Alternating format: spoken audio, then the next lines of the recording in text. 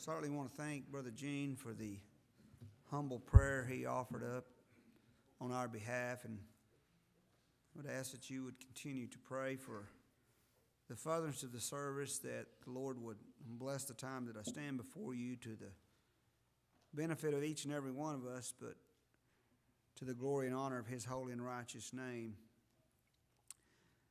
Over the last few months, a thought that's been on my mind pretty heavily is the brevity of life, meaning how short the time is, how brief that life is. And, you know, the older I get, the more real that becomes and the more apparent it truly is. When we're young folks, teenagers, when I was Dylan and Colton's age, I didn't give life a whole lot of thought, especially in the sense that I give it thought now. I had my life ahead of me, and my career and my family or whatever was going on seemed to take preeminence in my life. It seemed to be really all that mattered, and all of a sudden you wake up and you've marched further down the road than you realized, and you look back and you realize how fast the time has passed, how much time you have left. The Bible tells us, it says, "So teach me to number my days. Teach us to number thy days that we may apply our hearts to wisdom." The Bible tells us that our time upon the earth is really relatively short. When you're 20 years old, it seems like being 70 or 80 or 90, or if the Lord blesses you to live that long, is way out there. It's almost so far out on the horizon, you don't give it any thought. But for argument's sake, now, we know, and I know personally, that life can be taken from one of us today and not be here tomorrow. We know that.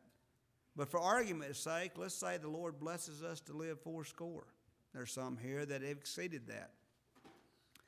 But that's 80 years. And if I was to apply that to my life and say, well, the Lord's going to bless me to live to be 80 years, I can go ahead and tell you that I'm about 3/4 done with the race that's set before me. We're told to run the race with patience, with endurance. But no question, I'm in the last quarter of that race. When I was in the first quarter, the first third, I didn't imagine that day would come, seemed like forever. Seemed like it was way out there, but all of a sudden you get to the 3/4 point as I am, and you look back and you think, man, where's time went? We don't have a realization of how short our time is, but the Bible clearly teaches that, yet we do not allow it to sink in. We're told by James in the 4th chapter, whereas you know not what shall be on the morrow. Now that's just a point that's made. We don't know whether we'll be here tomorrow. We don't know what tomorrow holds. For what is your life? It is even a vapor that appeareth for a little time and then vanisheth away. Well, that doesn't seem possible, especially when you're young. I mean, we're here, we're not just a little puff of smoke and then we vanish away, but yet the Bible continually tells us in the backdrop of eternity where time will exist no more and you will not change. Time's what causes us to change, believe it or not. Change will not exist any longer in eternity. And time being everything to us, it seems like we have a lot of time. Then we look back and we realize that time just flew by, and where is it at? And we'll get into a little bit more of that if the Lord would bless us this morning. What is your life? It is even a vapor that appeareth for a little time and then vanisheth away. We could go to numerous scriptures, and I'm going to go to one more and give a little consideration to this one. It says in the 103rd Psalm, "For he knoweth our frame." He knoweth our body, our form. He knows our minds and our hearts. He remembereth that we are dust. We came from the dust, and unto the dust shall we return. And unfortunately, for many of us who believe life is extremely long, returning unto that dust, that process is not nearly as far off as we thought it was at 20 or 30 years old. And now we begin to get in this stage of life, and all of a sudden we see what was way out on the horizon drawing closer, drawing nigh unto us in life. I believe that Jesus intended for you and I to live an abundant life. Not only was eternal life the greatest blessing you'll ever receive, but the life you live now is an extraordinary blessing given to you by God. You were taken from the dust of the earth. God breathed the breath of life into your nostrils, and you became a living soul. You came from nothing to be someone. On top of that, God has blessed you with His Spirit, and you will live forever. Your body will return to the dust, but the Lord promises to send His Son back and to raise that body from the dust and to glorify it like unto the glorious body of the Lord Jesus Christ. So we came from nothing to live throughout all eternity. I mean, it's a miraculous thing to think about. But this life here is a blessing. It's a real blessing. We're blessed with each other's friendship and love, or we should be. I believe we need to understand more about what life's about. But He remembereth that we are dust. As for man, his days are as grass. As a flower of the field, so he flourisheth. Again, here's an analogy or how God would teach us in perspective of what our life is in length. It's like a flower that blooms one day, and many flowers just bloom for just a few days and they begin to wither and fade away.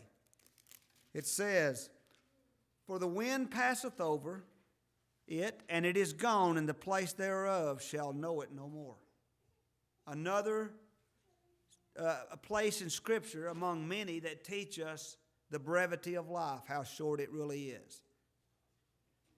When I went through some of the greatest tragedies in my life, been some 20 years ago, I spent about a year with a completely different perspective of life.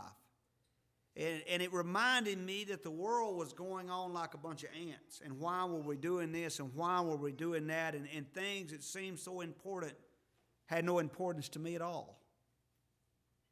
And yet, by God's grace and by time, I've came back into that mold, you might say, and I've allowed the things of the world to actually pull on me a lot more than I wish they did, like they do all of us. But needless to say, whether you live to be 70, 80, or even 100 years old, time is very short. Make good use of your time. Spend it to the best of your ability. But never lose sight of the Lord Jesus Christ, because we were created for one purpose, and that's to praise and honor God. And doing so, we give Him all the glory. I think that idealism has been lost. People have come to the point of believing that serving God and honoring God is a way of convenience. And poof, our life is over. I'm just telling you, we're like that flower. When the hot sun comes up and the winds blow and it begins to wilt and fade away, that's how our life is. So as we begin to talk about this, I want to go back and read a couple more verses that really brought this to my mind about a month ago, or at least part of it, in 2 Corinthians chapter 4. For all things are for your sakes, that the abundance of grace might, through the thanksgiving of many, redound, or that means to superabound to the glory of God. All things, Paul said, are for this purpose, that it might bring a superabounding amount of glory to Almighty God. For which cause we faint not. Now, Paul has said, I continue to give God the glory and the honor and the praise. And I preach and I take care of the churches, and we go about doing God's work, and it's tiresome and wearisome. But he says, I will not fail. This is the attitude that Paul had, having it far more difficult than you and I did in serving the Lord, but this was his attitude. For we faint not, but though our outward man perish, yet the inward man is renewed day by day. I'll tell you, this is a truth that I witnessed and I experienced a month ago, probably as well as I have any. We've been praying for my family and Elder Vernon Venable, who passed away, and we went to his funeral Saturday. A little over a month ago, I called Brother Stephen Bloyd, and I told him about my uncle being in the home out there. He was unaware of it, but any of you that know Brother Steve know that he was Johnny on the spot. I mean, it was just a blessing, and he's called me a number of times. He called me when he found out Brother Vernon passed away, but he went and visited him, and he found him in a good way. He had had his troubles. He had had infections, UTIs, and had become very combative in the hospital. They couldn't find anywhere in Clovis to take him. So they finally found a place in Albuquerque. So first thing I thought was, I'm going to call Brother Steve. And when he goes out there, you know Brother Steve will go see him, just like Brother George would have went to see him. I mean, it didn't matter how wide the river might have been, how high the mountain might have been, he'd have been there. And that's how Brother Stephen is. He went and he found him in a good way. My Aunt Jean and her daughter, Sister Susan, they were unaware that Stephen and them were meeting in Albuquerque. They didn't believe Brother Vernon was going to be able to go back to church.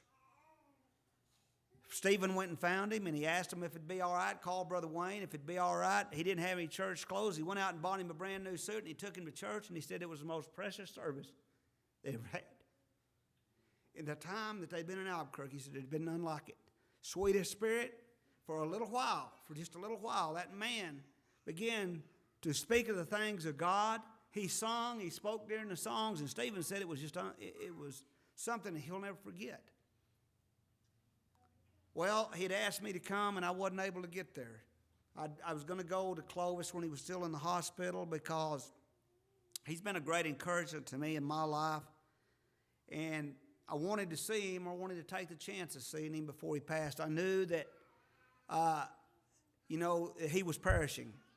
That time draweth nigh in his life. So, Lord willing, the Lord blessed him to live another month, and I went out to Albuquerque on a Friday, met Brother Stephen Bloyd and Elder Asa Mosley. He's a minister in Brother Steve's church that he ordained a few years ago. And when I got there, I went straight to the home, and Brother Vernon and Gene and his daughter and son-in-law were sitting out on the patio, and he wasn't having a good day. Prior to me going out there and Brother Steve and them for their second Sunday meeting or second Saturday meeting, he'd had to go back to the hospital. He'd gotten another infection. He'd become combative in the home, but the home wanted to take him back.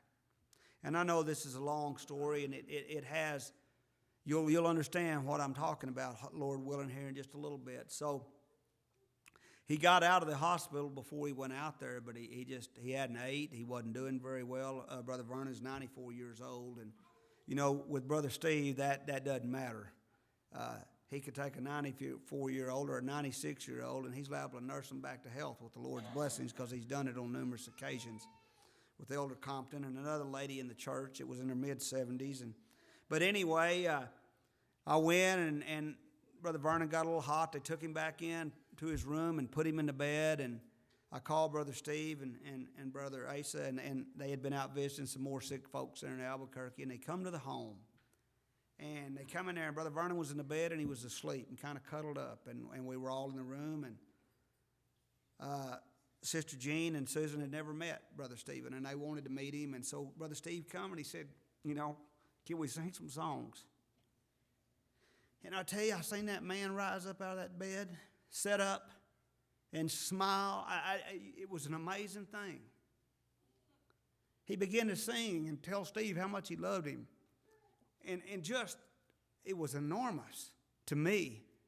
And we left that room, and Brother Steve quoted this verse.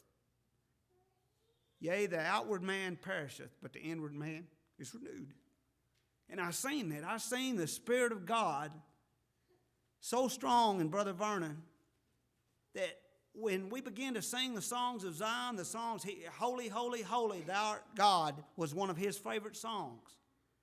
And I'm telling you, he began to smile. He began to tell Brother Steve how much he loved him. He began to tell me, I know you. And I mean, it was a blessing that I wouldn't take for. He just wasn't having a good day.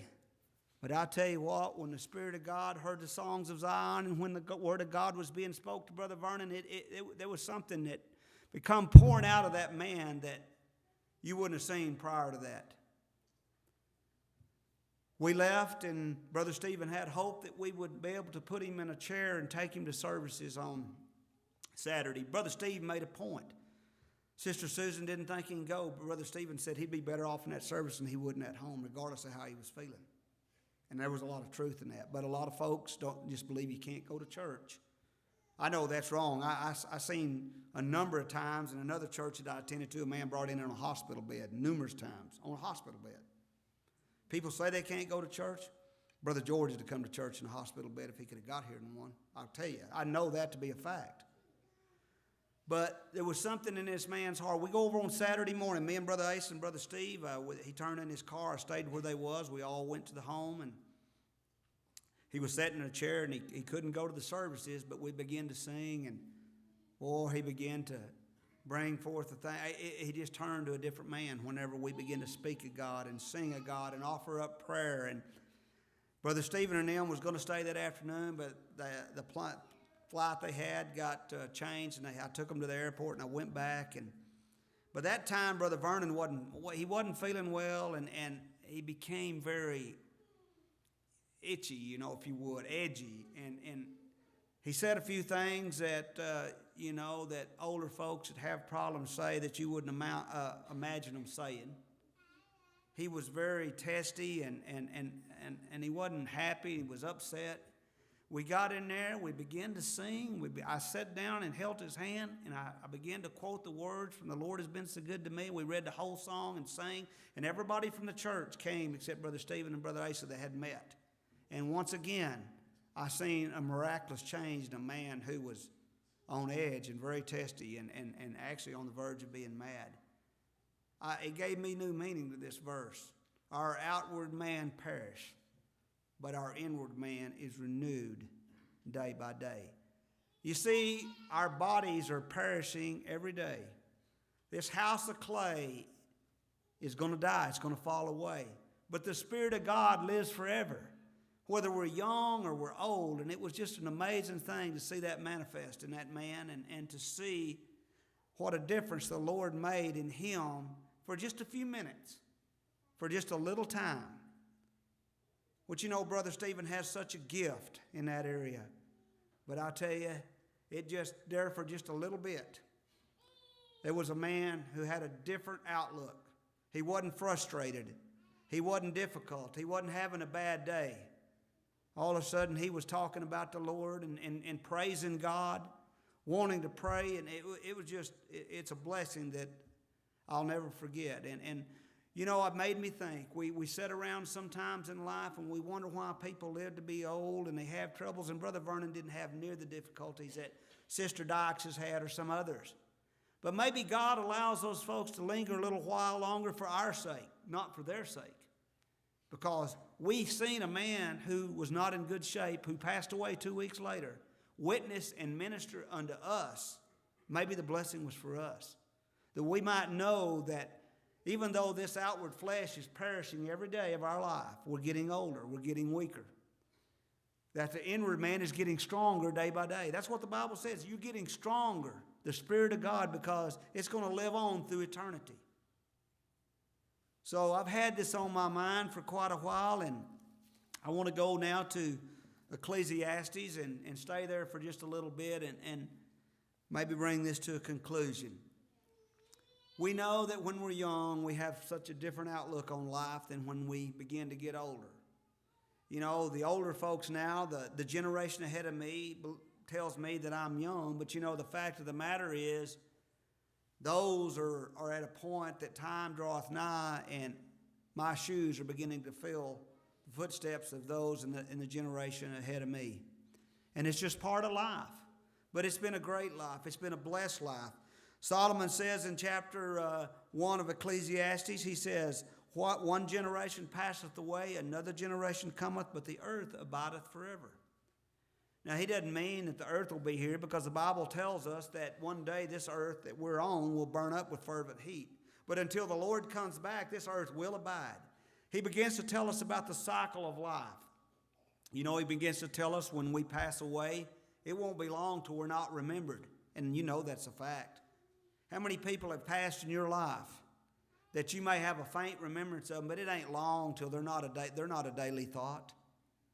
Sometimes when we go through that situation, we think, well, we're going to remember them and they're going to be a part of our life every day. But I tell you, God made it to where we can move on. If you live there, you can't move on. By God's grace, we move on.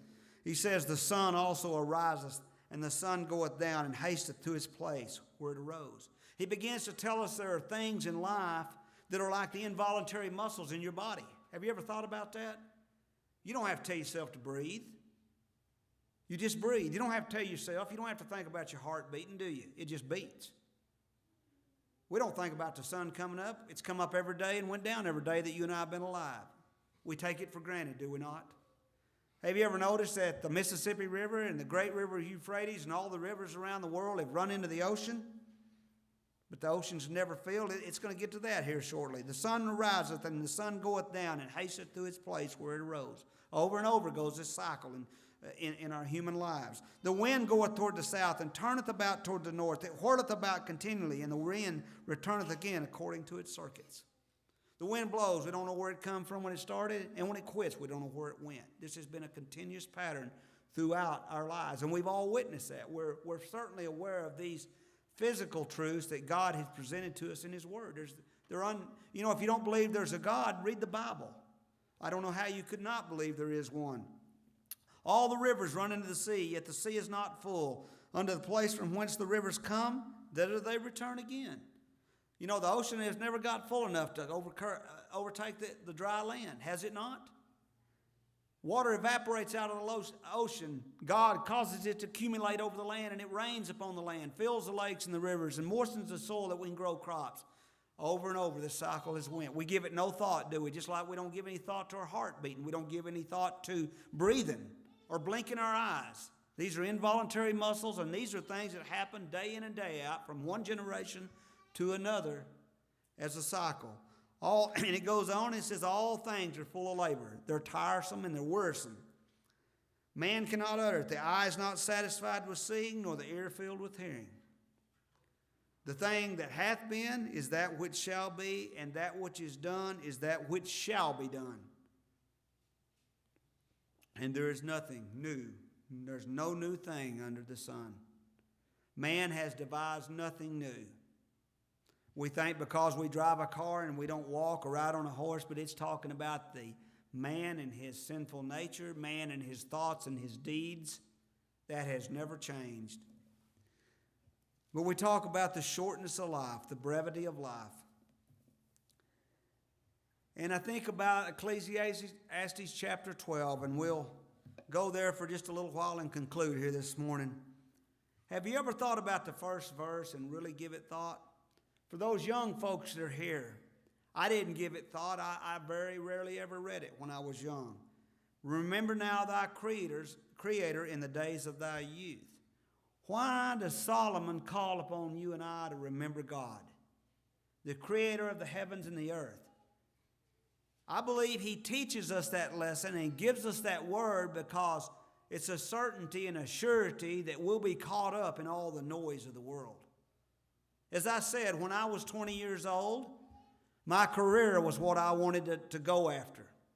I wanted to have a family, and I had kids, and I wanted these activities and those activities, and the noise was enormous. And it's no less today with 20-year-olds than it was then. He said there's a tendency for you to forget God, to push God aside, to make your work or your lifestyle or whatever it is you have a priority in your life. He says there's coming a day, there's things that you may want to do that you will not be able to do because your body doesn't have the strength and the ability that it once had. That's how it is. We get older. We're not as strong as we was when we were young. Our eyesight begins to fade, and we'll read that. Our hearing begins to dim or go bad. And we have all those faculties, and a lot of us that have lived any amount of years begin to see those things happening to us and those around us. I mean, this just tells you how life is. Anybody that doesn't believe in God ought to read this. Written thousands of years ago, and it's happened over and over and over from one generation to the next. Remember now thy Creator in the days of thy youth, while the evil days come not. The evil days are the days of affliction, the days when our bodies are not as they was in our youth. And most of us sitting here understand that, at least to some degree, and maybe some more than others, but we understand it. We know that we was once 20, and it seems like but just a little while ago. We see now that the time that we live upon this earth really is short.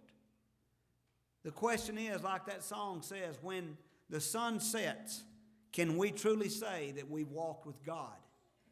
That's our purpose in this life. When the evening sun sets on your life, when you close your eyes to go home and be with the Lord, can you honestly say that I have walked with God throughout my life? Each and every day to the best of my ability? Has His grace and mercy guided me until the finish of my day? That I can say it's finished and I have walked with God? The chorus on that song is what I'm talking about. Can we honestly say that we walked with God? I hope we can, because that is our purpose and the reasoning for us being created and put here on this earth was to give God glory, no other. Remember now thy Creator in the days of thy youth, while the evil days come not, nor the years draw nigh, when thou shalt say, I have no pleasure in them. Desires fade. The pleasures that we once were able to enjoy, many of the old folks don't enjoy them any longer. They fade away because of the afflictions of the body. And we're aware of that. I'm certainly aware of it. And even though I'm not fourscore or threescore, I'm around a lot of folks that are, and it's very evident that time is not real far off. Are we making the best out of life? Or are you living life to its fullest, honoring God, always placing God as the preeminence of your life? It's not that you can't have any enjoyment in life doing the things that God has created and given unto us. Question is, do you allow those things to take the place of God, to go before God, go ahead of God in your life? This here is an admonition to young people. Remember now, not later, thy Creator in the days of thy youth. There's a purpose in that, remembering God when you were young. Because you're far more able, bodily able, physically able. Your sight is likely strong. We understand that there's those that are afflicted in youth, but in general, we're all much stronger and healthier when we were young than we are when we get older.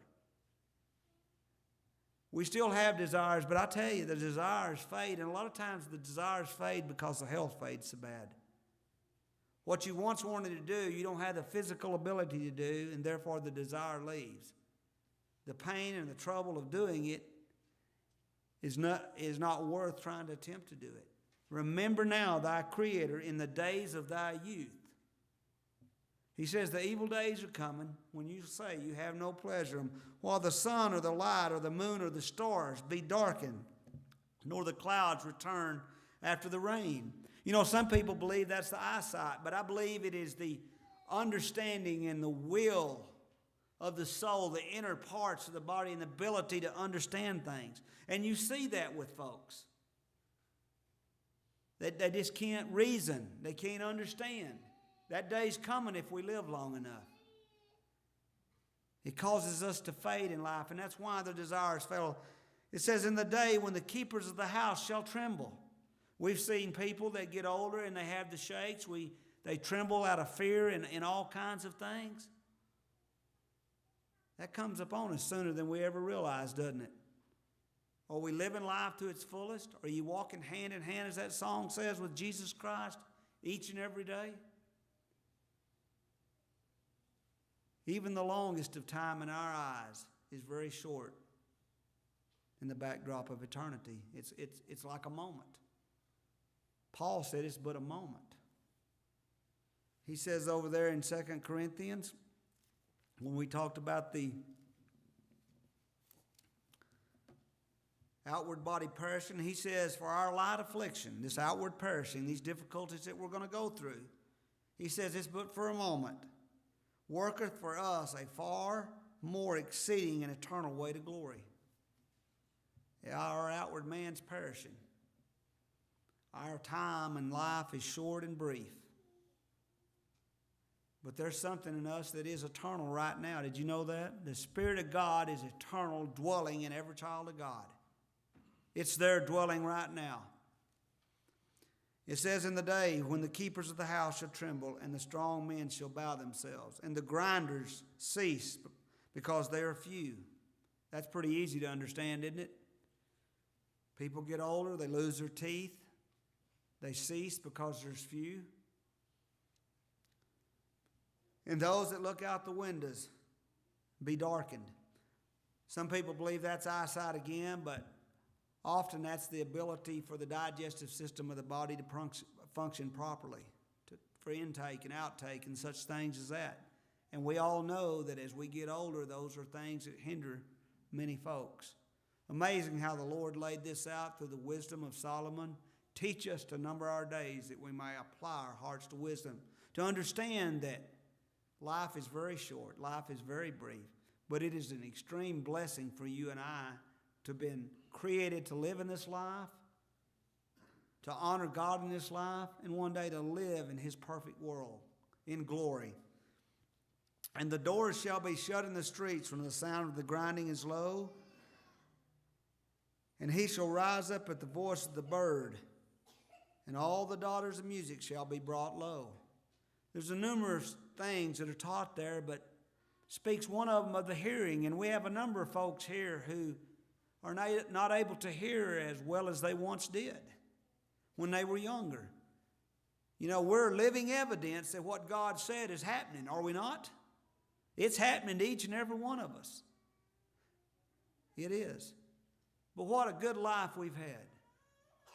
You know, His grace and His mercy has guided us throughout life. And one day we're going to go to heaven's pure world, to glory, where you won't have the afflictions of this life. And it's a day that we ought to look forward to. A hope that we have, the anchor of our soul, as Brother Ronnie Hedges said yesterday, and he done a wonderful job in his sermon at that funeral. It is the anchor of our soul, the resurrection of Jesus Christ. You know, that's the hope that we have. He went and died, but if He wasn't resurrected, we're still have no hope. All we do is in vain. But He rose. And because He rose, we have a hope in us that one day we'll put off this old sinful nature that we have, this outward man that is perishing, passing away day by day. It passes each and every day. And every year that we live, we get a little older and it begins to pass away and perish. But our inward man is renewed day by day. We become stronger. And I tell you, I believe the older folks that I see, for the majority of them, they look more and more toward that day of being with the Lord. Like Brother Wayne called me, he says, Dad's with the Lord. And they were really happy. And we ought to be. When one of our loved ones is gone from our presence, to be absent in the body is to be present with the Lord. That's a day that we look forward to. But until that day comes, we need to thank God with great thanksgiving for the blessings that we have each and every day. It says, also, when they shall be afraid of that which is high, and the fears shall be in their way. You ever know anybody gets older that gets afraid of going up a step or taking a step? And I'm talking about small steps, not climbing on top of this building. It's fearful, because falling is fearful. It's breaking of a hip or a shoulder or whatever. It's a difficult thing to overcome as you get older. It's difficult for the body to heal and to become stronger. It says, and the almond tree flourish. The hairs become gray or white. It's a sign that things are changing in our life. And it says, and the grasshopper shall be a burden. It's just talking about the body. The bent over body, a lot of times, the afflicted body is like the grasshopper that's bent in every way. It can be a burden to us.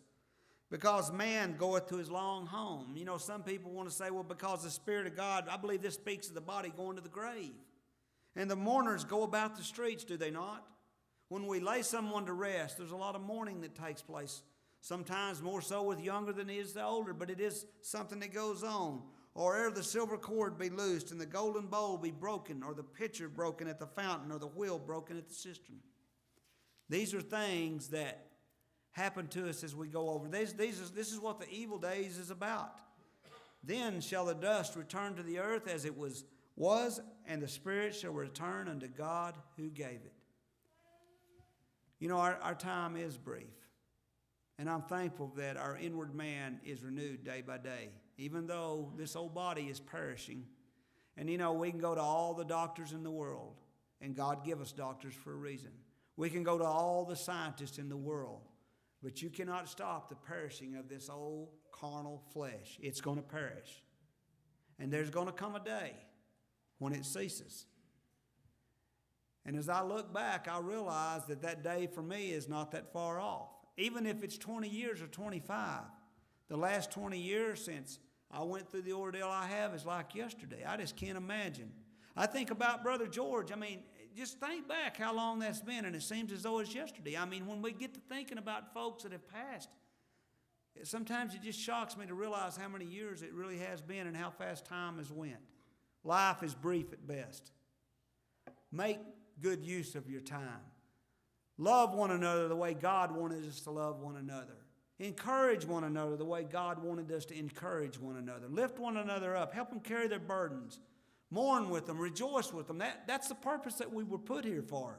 You can read Matthew 25. We were not created to console ourselves. We were not created to go out and have all the good times we wanted and just satisfy ourselves. We were created to help one another. And that gives God glory and honor and praise. In every way, we ought to be desirable to help one another, to lift one another up, to help carry one another's burdens. And above all, love one another with all the love that we can give to the best of our ability. Understanding that none of us are perfect. We're all sinners. And we're all in need of God's grace. We need help from each other because sometimes I fall, sometimes you may fall. We're all going to fall because we're all sinners. We need God's grace and we need His mercy every day. So make good use of your time because time is brief on this earth. And if we do that, we'll give God the praise, the honor, and the glory that He deserves. May God bless us to do that. I thank you for your attention this morning. If God do so, I ask and pray that He would bless these words to His honor and to His glory.